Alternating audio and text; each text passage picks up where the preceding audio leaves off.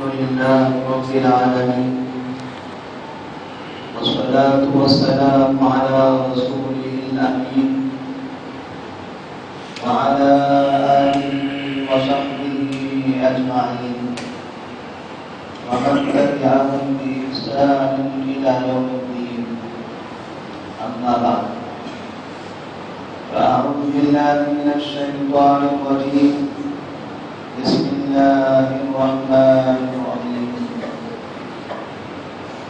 إنا أنزلناه في ليلة القدر وما أدراك ما ليلة القدر. ليلة القدر خير من ألف شهر. تنزل الملائكة والروح فيها بإذن ربهم من كل أمر.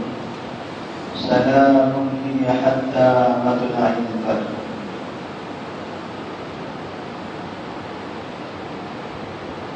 محترم حاضرین، اللہ تبارک و تعالیٰ نے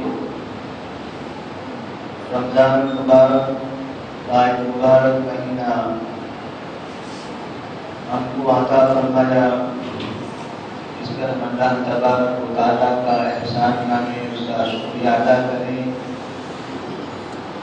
کچھ دنوں پہلے تک تمام کے تمام مسلمان چاند کا انتظار کر رہے تھے، رمضان کی ابتدا کی فکر کر رہے تھے، اور سب کی خواہش تھی کہ رمضان کا مہینہ انہیں حاصل ہو جائے. اور جیسے ہی چاند نظر آیا اس کے بعد سب نے خوشی کا اظہار کیا، ایک دوسرے کو مبارکبادیاں دی، اپنی زندگی کی مصروفیات میں تبدیلیاں کی، اور جہاں تک ہو سکا برائیوں کو چھوڑنے کی کوشش کی، نیکیوں میں اضافہ کرنے کے لیے محنت کرنا شروع کیا. اس لیے کہ نبی کریم صلی اللہ علیہ وسلم فرماتے ہیں کہ اللہ تبارک و تعالیٰ کے فرشتے رمضان کی ابتدا میں اعلان کرتے ہیں، یا باغی الخیر اقبل و یا باغی الشر ادبر. نیکیاں کرنے والوں کثرت سے نیکیاں کرو، اور برائیاں کرنے والوں اپنے آپ کو برائیوں سے باز رکھو. اللہ تبارک و تعالیٰ نے اس مہینے کی ابتدا میں شیاطین کو جگڑ دیا تاکہ اس کی بندے کثرت سے اللہ تبارک و تعالیٰ کی عبادت کریں، نیکیوں میں مصروف رہیں اور برائیوں سے اجتناب کریں. تو مبارکباد ہے وہ افراد جنہوں نے اللہ تبارک و تعالیٰ کی اس دعوت پر لبیک کہا اور نبی کریم صلی اللہ علیہ وسلم کی سنت کے مطابق رمضان کا مہینہ گزارا. نبی کریم صلی اللہ علیہ وسلم نے رمضان کے روزے رکھنے والے سے متعلق جو بشارت فرمائی تھی اس بشارت کو حاصل کرنے کی کوشش کی، اور جو برائیوں کا ارتکاب کیا کرتے تھے برائیوں سے باز رہے، نیکیوں میں اضافہ کرتے رہے. رمضان کے مہینے میں اپنی زبان کی حفاظت کی، اپنے اعمال کی، اپنے اخلاق کی، اپنے جسم کی حفاظت کی، اور نبی کریم صلی اللہ علیہ وسلم کی اس بشارت سے متعلق جو آپ نے رات میں تراویح کے بارے میں کہا تھا، اس بشارت کو بھی اور اس ثواب کو بھی حاصل کرنے کی کوشش کی. تو مبارکباد ہے ایسے افراد جنہوں نے رمضان کا تسلسل کے ساتھ روزہ رکھا اور راتوں میں قیام کرتے رہے، اس کی عبادت بھی کی، قرآن کی سماعت فرمائی. اللہ تبارک و تعالیٰ سے دعا ہے کہ اللہ تبارک و تعالیٰ ہمارے روزوں کو قبول فرمائے، ہمارے قیام کو قبول فرمائے. جو قرآن ہم نے سنا ہے، جو راتوں میں قیام کی تکالیف کو ہم نے برداشت کیا ہے، اور جس طرح سے نمازوں کا انتہائی دلچسپی کے ساتھ، جذبے کے ساتھ اہتمام کیا ہے، اللہ تبارک و تعالیٰ ہمیں اس کا بہترین بدلہ عطا فرمائے. اور اس طرح کی نیکیاں رمضان کے بعد بھی جب تک یہ زندگی باقی رکھیں، جب تک کہ اس کے مطابق عمل کرنے کی توفیق عطا فرمائے. جن برائیوں کو ہم نے رمضان کے مہینے کی احترام کی خاطر اس کی عزت کرتے ہوئے چھوڑ دیا تھا، برائیوں سے اجتناب کیا تھا۔ جیسے بہت سی وہ برائیاں تھیں جو ہم دن میں کیا کرتے تھے، کھانے پینے میں حرام چیزوں کا استعمال کیا کرتے تھے، لیکن اللہ تبارک و تعالیٰ کی رحمت، اللہ تعالیٰ کی توفیق، اللہ تبارک و تعالیٰ کی تقدیر کی بنا پر ہم نے ان برائیوں کو رمضان کے مہینے میں چھوڑ دیا ہے۔ ہم اللہ تبارک و تعالیٰ سے یہ بھی دعا کریں کہ اللہ تبارک و تعالیٰ رمضان کے بعد بھی ہمیں برائیوں سے محفوظ رکھے، اس لیے کہ برائیوں کا مواخذہ جہاں رمضان کے مہینے میں ہوتا ہے، وہیں برائیوں کا مواخذہ شوال کے مہینے میں بھی ہوتا ہے، ذی القعدہ کے مہینے میں ہوتا ہے، ذی الحجہ کے مہینے میں ہوتا ہے۔ انسان برائی کسی بھی مہینے میں کرے، اللہ تبارک و تعالیٰ ہر مہینے کا حساب لینے والا ہے۔ کسی مہینے میں نیکیاں زیادہ کرنے سے اور کسی مہینے میں برائیاں نہ کرنے سے انسان کی زندگی پر زیادہ فرق نہیں پڑتا۔ انسان کی زندگی میں فرق اس وقت ہوتا ہے جب انسان ساری زندگی نیکیاں کرنے کا تہیہ کر لے اور ساری زندگی برائیوں سے اجتناب کرنے کا عہد کر لے۔ اس لیے کہ کوئی انسان ایک رمضان، 2 رمضان، 3 رمضان، کبھی انسان کی زندگی میں 40 اور 50 رمضان بھی آتے ہیں، اگر وہ 50 رمضان بھی اللہ تبارک و تعالیٰ کی عبادت کرتا ہے اور کبھی اس کا انتقال رمضان کے 2 مہینے کے بعد ہو رہا ہو اور مرنے سے 2 مہینے پہلے تک اس نے برائیوں کا انتقال کیا ہو، گناہ میں ملوث ہو گیا ہو، تو ایسی صورت میں نبی صلی اللہ علیہ وسلم فرماتے ہیں انما الاعمال بالخواتیم، اعمال کا دار و مدار خاتمے پر ہے۔ 50 سال ہم نے بہت محنت کی ہے، 50 سال ہم نے بہت نیکیاں کمائی، لیکن موت سے 2 مہینہ پہلے ہم برائی کے دلدل میں پھنس گئے۔ جب اللہ کے دربار میں حاضر ہوں گے تو ایک مجرم کی شکل میں حاضر پیش کیے جائیں گے۔ اللہ تب نبی فرماتے ہیں اس لیے کہ انسان کی زندگی کا جو فیصلہ ہوتا ہے اس کے خاتمے کے مطابق ہوتا ہے کہ اس کا خاتمہ کس پر ہوا تھا۔ جس وقت اس نے مجھ سے ملاقات کی تو اس وقت وہ نیک کام کر رہا تھا یا برائیوں میں پھنسا ہوا تھا۔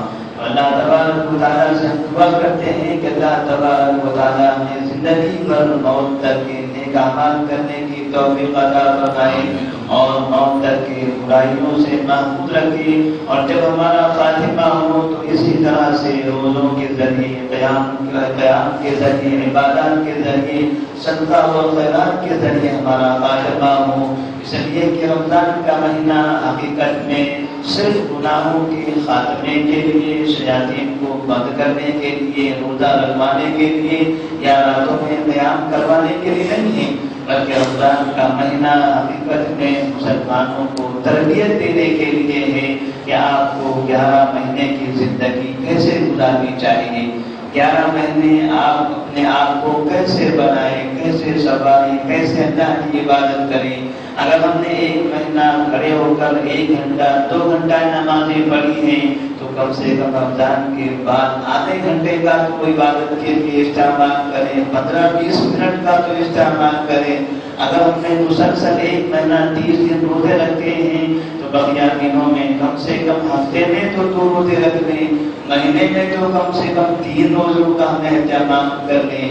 تو یہ کثرت سے قیام، کثرت سے روزہ ہمیں اس بات کی تعلیم دیتا ہے کہ ہم رمضان کے بعد یہ رمضان کے روزوں کا اثر اپنی زندگی پر باقی رکھیں، رمضان کے قیام کا اثر اپنی زندگی پر باقی رکھیں۔ ایسا نہ ہو کہ جیسے رمضان کا چاند، عید کا چاند نظر آ گیا، ہم تو عشاء کی نماز کے لیے اذان سے پہلے مسجد میں حاضر ہوتے تھے، عشاء کا اہتمام کرتے تھے اور تراویح کا اہتمام کرتے، 1 گھنٹے تک پیر میں سوجن آ جاتی، تکلیف ہوتی، کمر میں تکلیف ہوتی، نیند کا غلبہ ہوتا، پھر بھی رب کے سامنے کھڑے ہوتے کہ اللہ نے اس میں میرے گناہوں کو معاف کرنے کا وعدہ کیا ہے۔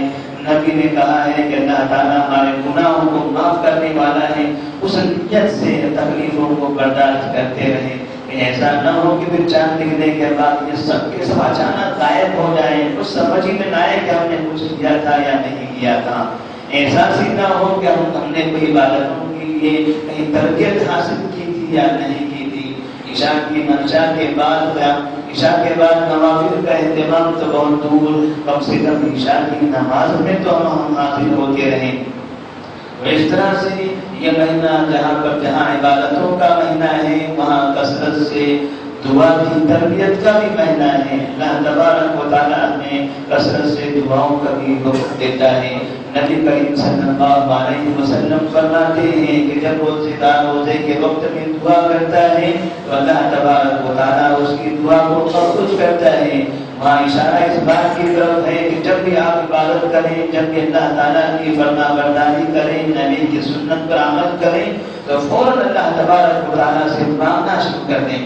اس لیے کہ جب بھی ہم کوئی نیک کام کرتے ہیں، ہماری نیکی پر اللہ تعالیٰ خوش ہوتا ہے، ہماری نیکی پر اللہ تبارک و تعالیٰ ہم سے راضی ہو جاتا ہے۔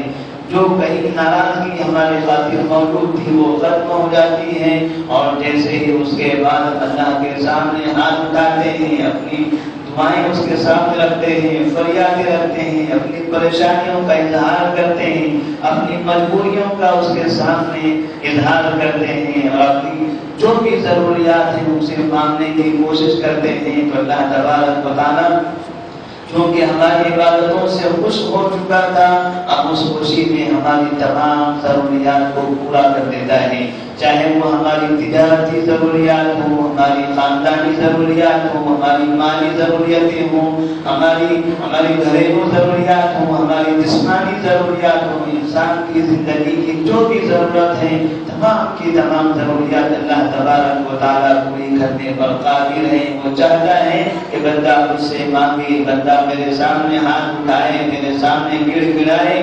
اگر وہ مجھ سے مانگتا ہے وہ یہ سمجھتا ہے کہ شاید میں ہی دینے والا ہوں، اس کے دل میں یقین ہے کہ اس کو یقین ہو چکا ہے کہ دنیا میں اس کی مراد کوئی پوری کرنے والا نہیں ہے، صرف میں ہی ذات ہوں جو اس کی مراد پوری کر سکتا ہوں۔ اسی لیے تو میرے سامنے بار بار ہاتھ اٹھاتا ہے، اسی لیے تو وہ اپنی خفیہ چیزیں بھی مجھ سے مانگتا ہے، جس کا اظہار وہ لوگوں کے سامنے نہیں کرتا، وہ تنہائی میں اٹھ کر میرے سامنے اس کا اظہار کرتا ہے۔ اسے پتا ہے کہ اس کا کوئی ہمدرد نہیں سوائے میرے، اس کا کوئی مولا نہیں ہے سوائے میرے، اس کا کوئی رب نہیں ہے سوائے میرے، اس کا کوئی دینے والا نہیں ہے سوائے میرے، اس کی مرادیں پوری کرنے والا کوئی نہیں ہے سوائے میرے۔ اس کا یقین ہے، اسی لیے وہ مجھ سے مانگ رہا ہے۔ اللہ تبارک و تعالیٰ فرماتے ہیں وَإِذَا سَأَلَكَ عِبَادِي عَنِّي فَإِنِّي قَرِيبٌ أُجِيبُ دَعْوَةَ الدَّاعِ إِذَا دَعَانِ فَلْيَسْتَجِيبُوا لِي وَلْيُؤْمِنُوا بِي لَعَلَّهُمْ يَرْشُدُونَ۔ اے نبی صلی اللہ علیہ وسلم، آپ لوگوں سے کہہ دیجیے کہ جب آپ مجھ سے مانگتے ہیں، یقین کر لیں کہ میں تمہاری دعاؤں کو سننے والا ہوں، میں تمہارے شہر سے بھی زیادہ قریب ہوں۔ جب بھی دل میں بھی اگر مانگو گے، اشارے سے بھی مانگو گے، نیت سے بھی مانگو گے، تو میں اس کو سن لیتا ہوں، میں جان لیتا ہوں، اور جب تم مجھ سے مانگو گے تو میں تمہیں دینے کے لیے تیار ہوں۔ اللہ نبی کریم صلی اللہ علیہ وسلم اللہ تبارک و تعالیٰ کے بارے میں فرماتے ہیں ينزل ربنا إلى السماء الدنيا كل ليلة حين يبقى ثلث الليل الآخر ويقول هل من سائل فأعطيه، هل من داع فأستجيب له، هل من مستغفر فأغفر له۔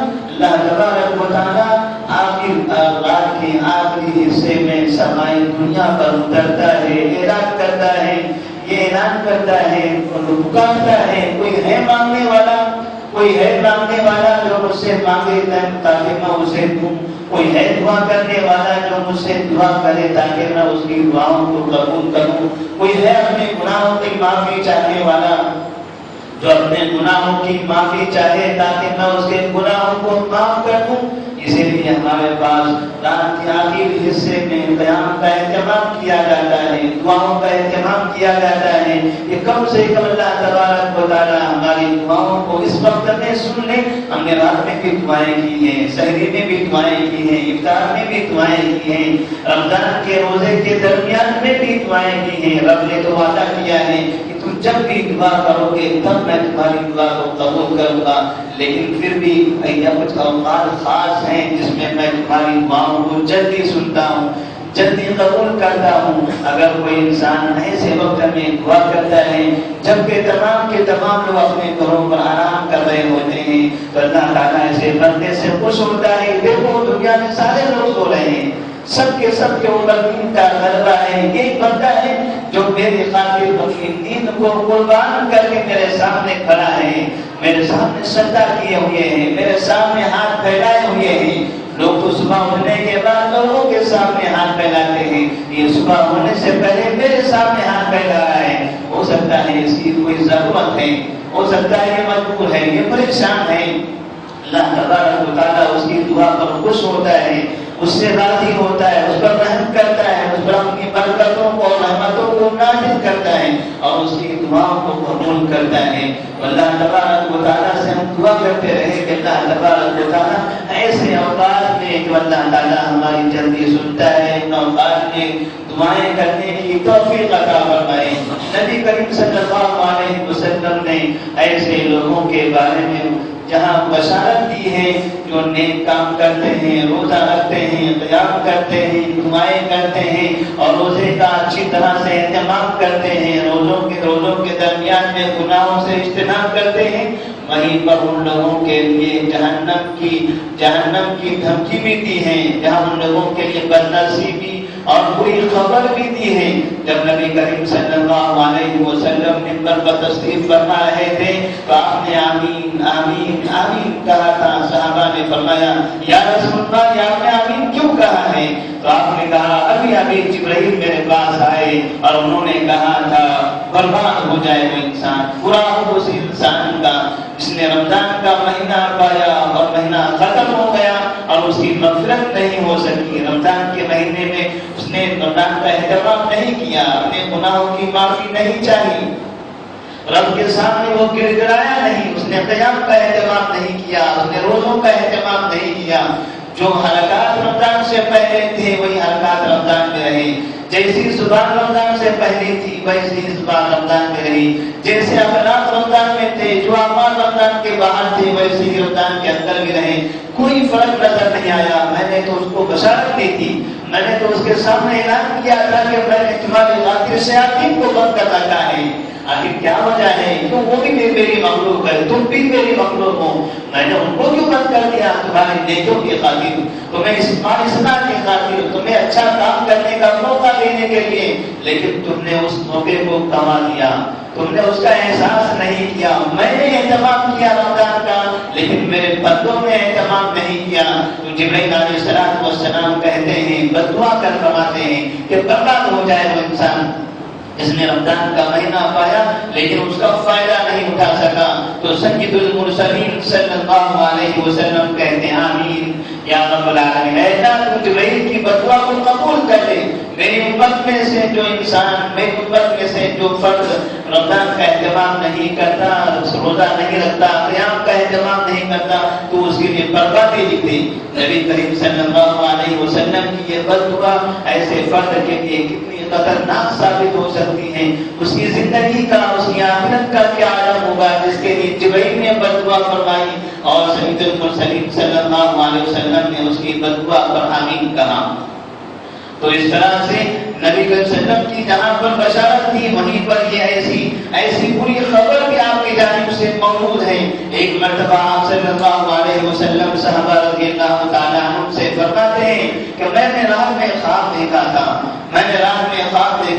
کہ دو فرشتے آئے اور مجھے لے کر چلے گئے، میں سفر کرتا رہا، مجھے کئی مناظر دکھائے گئے اور ان مناظر میں سے ایک جگہ پر جب مجھے لے کر گئے تو میں نے ایسا منظر دیکھا کہ کچھ ایسے افراد ہیں جن کے پیر اوپر بندھے ہوئے ہیں، سر نیچے لٹکے ہوئے ہیں، اور کچھ افراد ان کے سامنے موجود ہیں جو کینچیوں سے ان کے جبڑوں کو چیر رہے ہیں، ان کے منہ سے خون نکلتا ہے، وہ چلاتے ہیں، چیختے ہیں، مدد کے لیے پکارتے ہیں۔ مجھے ان لوگوں کو دیکھ کر رحم آتا ہے۔ میں اپنے ساتھ رہنے والے لوگوں سے جو فرشتے تھے ان سے پوچھتا ہوں یہ کون لوگ ہیں، ان کے ساتھ ایسا کیوں کیا جا رہا ہے؟ تو وہ کہتے ہیں کہ یہ وہ لوگ ہیں جو رمضان کا مہینہ آتا تھا، لوگ تمام کے تمام روزہ رکھتے تھے، کھانے پینے سے اجتناب کرتے تھے اور یہ افراد بازاروں میں کھاتے پیتے پھرتے تھے، ان پر رمضان کا کوئی اثر نہیں تھا، انہوں نے رمضان کا روزہ تک نہیں رکھا، جبکہ میرے نبی نے فرمایا تھا من صام رمضان ایمانا واحتسابا غفر له ما تقدم من ذنبه، جو شخص ایمان رکھتے ہوں گے، ثواب کی نیت کرتے ہوں گے، رمضان کے روزے رکھتا ہے، اللہ تبارک و تعالیٰ سابقہ تمام گناہوں کو معاف کر دیتا ہے۔ تو اس طرح سے نبی صلی اللہ علیہ وسلم نے بشارت دی تھی، لیکن آپ کی بشارت کا بھی مسلمانوں پر کوئی اثر نہیں پڑا۔ تو نبی فرماتے ہیں کہ پھر مجھے ایسا بھی خواب دکھایا گیا، مطلب یہ ہے کہ کوئی انسان اگر اس کا اہتمام نہیں کرتا ہے تو جہاں اللہ تبارک و تعالیٰ اہتمام کرنے والوں کے لیے بہترین بدلے رکھے ہیں، بہترین انعامات رکھے ہیں، وہیں اہتمام نہ کرنے والوں کے لیے بڑے سے بڑے سخت عذاب بھی متعین کر رکھے ہیں۔ اللہ تبارک و تعالیٰ ہمیں اس عذاب سے محفوظ رکھے۔ اللہ تبارک و تعالیٰ ابھی جو ایام باقی ہیں، رمضان کے چند ایام، اب کمل مہینہ ختم ہو چکا ہے، جو جوش اور جو جذبہ ہم کو شروع میں دکھائی دیتا تھا وہ ختم ہوتا ہوا نظر آ رہا ہے۔ دوسرا عشرہ بھی ختم ہو گیا، آخری عشرہ شروع ہو گیا ہے، اب آخری عشرے کے بھی چند ایام باقی ہیں، ان ایام میں بھی مساجد خالی نظر آ رہی ہیں۔ ہمیں افسوس ہے، ہمیں پریشانیاں لاحق ہو رہی ہیں، ہمیں اس بات کی فکر ہو رہی ہے کہ اللہ کی رحمتیں نازل کیوں نہیں ہوتی، یہ بارش نازل کیوں نہیں ہو رہی ہے، کیا اللہ تعالیٰ ہم سے ناراض ہو چکا ہے؟ آسمان میں تو بارش کی کوئی کمی نہیں ہے، رب کے خزانے میں کسی چیز کی کوئی کمی نہیں ہوتی، وہ چاہے جو نازل کر لے، لیکن آخر وہ رب جو ارحم الراحمین ہے، اس نے اپنا تعارف کرتے ہوئے کہا تھا میں رحمان ہوں، میں رحیم ہوں، میں رب العالمین ہوں، میں جانوروں کو بھی پالتا ہوں، میں درندوں کو بھی پالتا ہوں، میں چونٹیوں کو بھی روزی دیتا ہوں۔ آخر کیا وجہ ہے کہ وہ مومنوں کو روزی دینے سے روک رہا ہے، وہ مومنوں کو اپنی بارش نازل کرنے سے اپنے ہاتھوں کو روک لیا ہے۔ کہیں نہ کہیں ہماری کوتاہیاں ہوگی، کہیں نہ کہیں ہماری جانب سے ایسے گناہ ہوں گے، ایسے حرکات ہوں گے جس کی وجہ سے اللہ تبارک و تعالیٰ ناراض ہوگا۔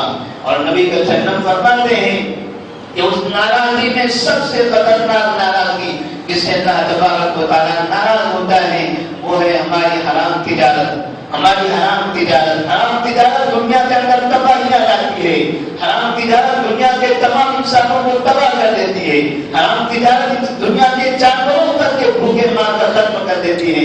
یہ حرام تجارت انسانوں کی ایسی ہے کہ انسان اگر رب کی نافرمانی کرتا ہے، حلال روزی کا استعمال نہیں کرتا تو اللہ تعالیٰ دنیا میں ایسا عذاب نازل کرتا ہے کہ اس عذاب کی وجہ سے مومنین بھی تباہ ہو جاتے ہیں، انسان تباہ ہو جاتے ہیں، جانور تباہ ہو جاتے ہیں۔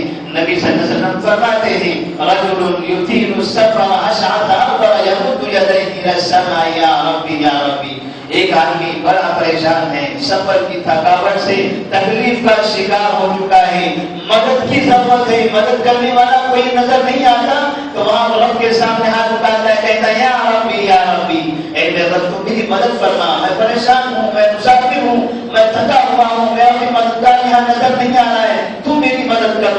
اس جگہ پر کوئی مدد کرنے والا نہیں ہے سوائے تیرے۔ اللہ تو نبی فرماتے ہیں اللہ تبارک و تعالیٰ اس کی دعا کو سنتا ہے، اس کی حالت کو دیکھتا ہے، اس کی پریشانی کو جانتا ہے، یہ بھی معلوم ہے کہ اب یہ بندہ بہت زیادہ مجبور ہو چکا ہے، کسی جگہ کوئی مدد کی علامت نشانی نظر نہیں آ رہی ہے، بس میری ہی مدد کی اسے ضرورت ہے، میرے علاوہ کوئی اس کی مدد نہیں کر سکتا۔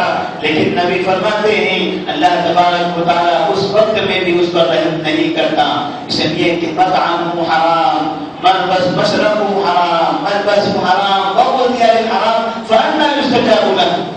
نبی فرماتے ہیں اس نے کھایا بھی حرام کا، اس نے پیا بھی حرام کا، اس کا لباس بھی حرام، اس کی مکمل غذا حرام کی ہے، فأنی یستجاب لہ، تو پھر کیسے اس کی دعائیں قبول کی جائے گی، کیسے اس کی دعاؤں کو اللہ تبارک و تعالیٰ سنے گا، کیسے اس کا جواب دے گا، کیسے اس پر رحمت نازل فرمائے گا؟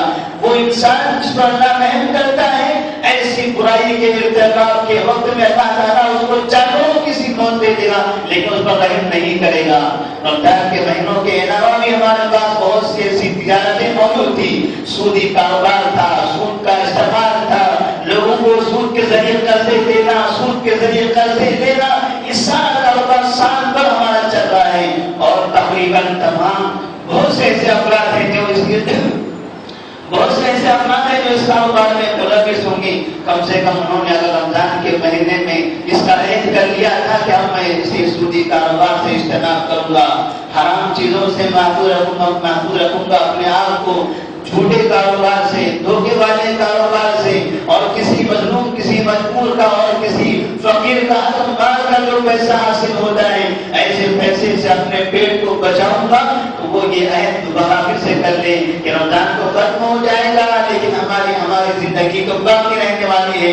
اگر ہم نے رمضان کو اس چیزوں سے اجتناب کیا ہے تو رمضان کے بعد اللہ تبارک و تعالیٰ ہمیں اس کی توفیق عطا فرمائے کہ اس کے بعد بھی ہم ایسی حرام تجارتوں سے محفوظ رہیں.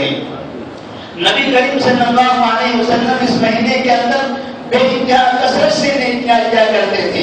آپ تو سال بھر نیک کام کرتے, سال بھر عبادتیں کرتے تھے, لیکن جیسے رمضان کا مہینہ آتا تھا تو آپ کی نیکیوں میں, آپ کے اعمال میں, آپ کے اچھے اخلاق میں اور آپ کے لوگوں کے تعاون میں اور زیادہ اضافہ ہو جاتا تھا. آپ کثرت سے لوگوں میں صدقہ و خیرات کیا کرتے تھے. اسی لیے نبی کریم صلی اللہ علیہ وسلم فرماتے ہیں کہ جو انسان لوگوں کا تعاون کرتا ہے, لوگوں کی مدد کرتا ہے, صدقہ و خیرات کرتا ہے, اللہ تبارک و تعالیٰ اس کے گناہوں کو معاف کر دیتا ہے. اللہ تبارک و تعالیٰ اس کی لغزشوں کو معاف کر دیتا ہے. اللہ تبارک و تعالیٰ سے ہم دعا کرتے ہیں کہ اللہ تبارک و تعالیٰ جہاں ہم اپنے آپ پر خرچ کرتے ہیں وہیں لوگوں پر خرچ کرنے کا ہمارے اندر جذبہ پیدا فرمائے. غریب, مساکین, فقراء, ایتام ایسے لوگوں کا تعاون کرنے کے ہمیں توفیق عطا فرمائے. نبی کہتے ہیں الصدقۃ تطفئ الخطیئۃ کما یطفئ الماء النار. صدقہ انسان کے گناہوں کو ایسے ختم کر دیتا ہے جیسے کہ پانی آگ کو بجھا کر ختم کر دیتا ہے. اللہ سے دعا ہے کہ اللہ تبارک و تعالیٰ اس ماہ مبارک کے اندر کثرت سے نیکیاں کرنے کی توفیق عطا فرمائے. بقیہ ایام کو بھی عبادات میں گزارنے کی توفیق دے. جو روزے باقی ہیں ان روزوں کا اہتمام کرنے کی توفیق دے. اور جو قیام اللیل کا ہمیں موقع ملتا ہے اس قیام میں اس راتوں میں ہمیں قیام کرنے کی توفیق عطا فرمائے. کثرت سے قرآن مجید کی تلاوت کرنے کی توفیق دے. برائیوں سے ہم سب کو محفوظ رکھیں, حرام تجارتوں سے ہم سب کو محفوظ رکھیں. وآخر دعوانا الحمدللہ رب العالمین.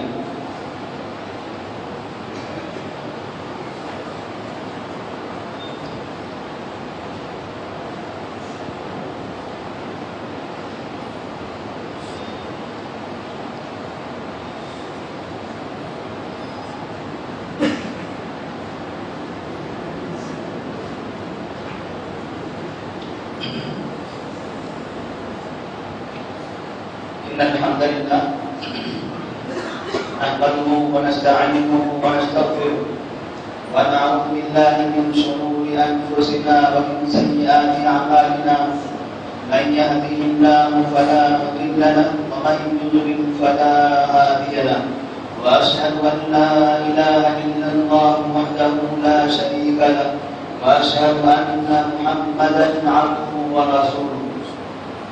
أما بعد فإن خير الحديث كتاب الله وخير الهدي هدي محمد صلى الله عليه وسلم وشر الأمور محدثاتها وكل محدثة بدعة وكل بدعة ضلالة وكل ضلالة في النار.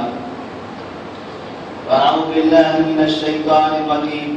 يا أيها الذين آمنوا كتب عليكم الصيام كما كتب على الذين من قبلكم لعلكم تتقون.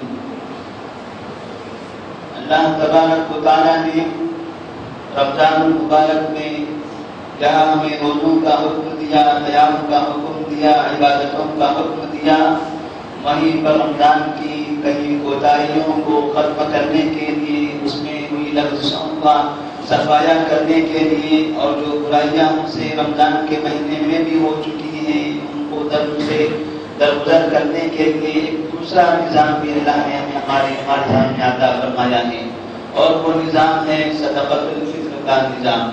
نبی کریم صلی اللہ علیہ وسلم فرماتے ہیں کہ صدقۃ الفطر یہ غریبوں کا حق ہوتا ہے جو تقریباً تمام مسلمانوں پر واجب ہے. ہر مسلمان اپنی جانب سے صدقۃ الفطر ادا کرے, اور صدقۃ الفطر کی جو مقدار ہے ایک شخص کی جانب سے تقریباً 2.5 کلو اناج کی شکل میں. آپ صلی اللہ علیہ وسلم فرماتے ہیں کہ صدقۃ الفطر کا مقصد ہے مظہرۃ الصائم عن اللغو والرفث و اس کے یہ صدقۃ الفطر روزے دار کے لیے اس کے گناہوں اور اس کی لغزشوں کو ختم کرنے کا ذریعہ ہے. وَمَطْعَمَةٌ لِلْمَسَاكِينِ اور یہ مساکین کے لیے اناج ہے، مساکین کے لیے کھانا ہے.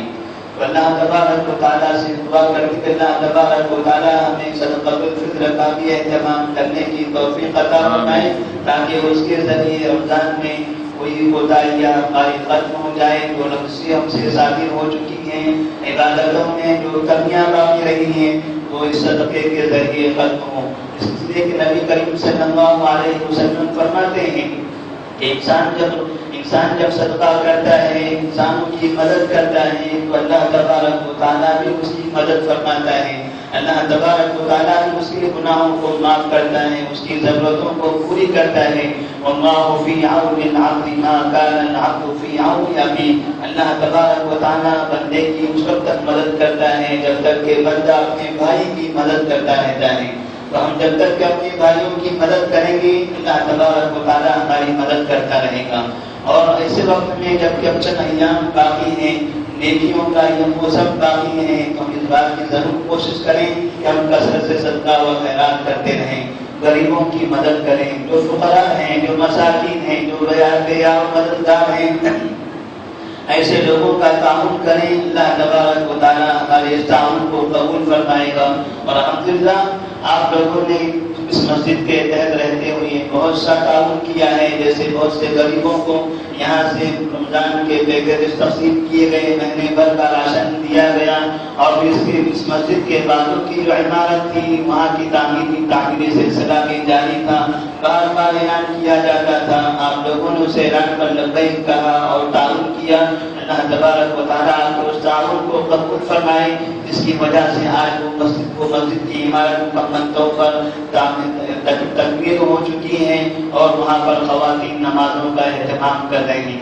یہ خواتین ہمارے ہی اپنے گھروں کی خواتین ہیں جنہیں رمضان کے ایام مسجد میں گزارنے کا موقع مل رہا ہے، جمعہ کی نمازوں میں مسجد میں آنے کا موقع ملتا ہے، خطبے سننے کا موقع ملتا ہے، قیام کرنے کا انہیں موقع مل رہا ہے. اس طرح سے ایک بہترین ماحول بنا اور اللہ تبارک و تعالیٰ نے انہیں بھی اس بات کی توفیق عطا فرمائی کہ جہاں انہیں جگہ حاصل ہو گئی وہاں انہوں نے اس جگہ کا اچھا فائدہ اٹھایا اور کثرت کے ساتھ مسجد میں آ کر نمازیں پڑھی، وہاں بیٹھ کر انہوں نے ذکر و اذکار کی، عبادتیں کی. جن لوگوں نے بھی اس کی تعمیر میں حصہ لیا ہے ان تمام کی عبادتوں کا اللہ تبارک و تعالیٰ انہیں ثواب عطا فرمائے گا. نبی فرماتے ہیں من بنا للہ مسجدا بنى الله له بیتا فی الجنہ. جو انسان اللہ کی خاطر اللہ کے لیے دنیا کے اندر مسجد بناتا ہے، مسجد کی تعمیر میں حصہ لیتا ہے، بنى الله له بیتا فی الجنہ، اللہ تبارک و تعالیٰ اس کے لیے جنت میں بہترین گھر تعمیر فرماتا ہے. تو ہم اور بھی کوشش کرتے رہیں کہ جب بھی ہمیں اس طرح کا موقع ملے ہم اس خیر کے کام میں ہمیشہ آگے بڑھتے رہیں. کبھی بھی یہ نہ سوچیں کہ بار بار اعلان کیا جاتا ہے، بار بار لوگ تعاون کے لیے آتے ہیں، بار بار مساجد کی تعاون کے لیے اعلان کیے جاتے ہیں. ہم یہ کوشش کریں کہ انشاءاللہ جب بھی اعلان کیا جائے گا، جب بھی کسی بھی محلے میں، کسی بھی شہر میں، کسی بھی جگہ پر مسجد کی تعمیر کی ضرورت پیش آئے گی تو اس وقت سب سے پہلے ہم آگے بڑھیں گے اور ہماری اس مسجد توحید سے اتنا زیادہ تعاون جائے گا کہ لوگ پھر یہ کوشش کریں گے کہ اگر مسجد تعمیر کرنی ہو تو مسجد توحید مرکز میں چلیں. وہاں کے لوگ تعاون زیادہ کرتے ہیں، وہاں کے لوگوں میں خیر کا جذبہ زیادہ ہے، وہاں کے لوگوں کے پاس فکر زیادہ ہے، وہاں کے لوگ خیر کے کام میں بہت آگے رہتے ہیں. اس طرح سے ہم ماحول بنائیں رمضان کے مہینے میں بھی، رمضان کے بعد بھی، کہیں ایسا نہ ہو کہ ہمارے پاس آنے والے لوگ مایوسی کا شکار ہو کر چلے جائیں. کہ جمعہ کے دن آئے اعلان کریں اور پھر یہ معلوم ہو کہ یہاں کے لوگوں کے ذریعے تعاون نہیں ہوتا ہے، یہاں مسجد کی تعمیر کے لیے کہیں بہت زیادہ پیسہ ہمیں نہیں ملتا. ایسی مایوسی کا شکار نہ ہونے دیں. چلیے یہ زندگی آج ہے، ختم ہونے والی ہے. کہ ہمارے پاس دولت ہے، یہ دولت دھری کی دھری رہ جائے گی. جو ہم نے پیسہ جمع کیا ہے ہم کو تو یقین ہے کہ یہ پورا کا پورا پیسہ ہم کھانے والے نہیں ہیں. ہم نے جتنا پیسہ جمع کیا ہے مشکل سے اس میں سے 5% بلکہ ہو سکتا ہے 1% ہماری زندگی پر خرچ ہوگا. باقی 99% پیسہ ہماری زندگی پر لگنے والا نہیں ہے. نہ ہمارے کپڑوں میں، نہ ہمارے جسم پر، نہ ہماری غذا کے لیے، نہ ہمارے استعمال میں آنے والا ہے. یہ 99% پیسہ کسی دوسرے کے ہاتھ تک جانے والا ہے. 1% پیسہ ہم اپنے اوپر استعمال کرنے والے ہیں. 99% پیسہ جو باقی رہنے والا ہے اس میں سے اور 1% پیسہ کم سے کم اللہ کے نام میں خرچ کریں. اللہ تبارک و تعالیٰ ہماری اس قربانی کو بہت جلدی قبول کرے گا. اللہ تعالیٰ چاہتا ہے کہ بندے اپنے مال کو خرچ کرتے رہیں. بندہ جب مال کو خرچ کرے گا اللہ تعالیٰ اس کے مال میں برکت عطا فرمائے گا. ابھی اس مسجد کے بارے میں پھر اور دوسری تعمیر کی ضرورت پیش آ رہی ہے. وہاں پر ذمہ داروں نے یہ طے کیا ہے کہ مغسلے کی تعمیر کی جائے گی جہاں پر میت کے غسل کا انتظام کیا جائے گا. ہمارے محلے کے اندر جب کسی کا انتقال ہوتا ہے اس کے غسل کے لیے، اس کی تجہیز و تکفین کے لیے نئے نئے مسائل پیش آتے ہیں. کیوں نہ اجتماعی شکل میں ہمارے پاس اس کا اہتمام کیا جائے. کبھی ہمارے دادا کا انتقال ہوگا، ہمارے والد کا انتقال ہوگا، ہمارے بھائی بہنوں کا انتقال ہوگا، اور کوئی ایسا نہیں ہے جو یہ کہے کہ میرے گھر میں کسی کا انتقال ہونے والا نہیں ہے. جس کا بھی انتقال ہو سب کے تعاون کے لیے وہ جگہ بنائی جا رہی ہے. ہم آپ سب سے اپیل کرتے ہیں کہ ذمہ داران سے ملاقات کر کے اس مسئلے کی تعمیر کے لیے آپ تعاون کریں. اللہ تبارک و تعالیٰ آپ کو اس کا بہترین اجر عطا فرمائے گا. اللہ تبارک و تعالیٰ ہماری دعاؤں کو، ہماری روزوں کو، ہمارے قیام کو، ہماری قربانیوں کو، ہمارے صدقات و خیرات کو سب کو قبول فرمائے گا. ان الله يأمر بالعدل والإحسان وإيتاء ذي القربى وينهى عن الفحشاء والمنكر والبغي يعظكم لعلكم تذكرون. اذكروا الله يذكركم وادعوه يستجب لكم ولذكر الله تعالى أعلى أولى وأجل وأقوى.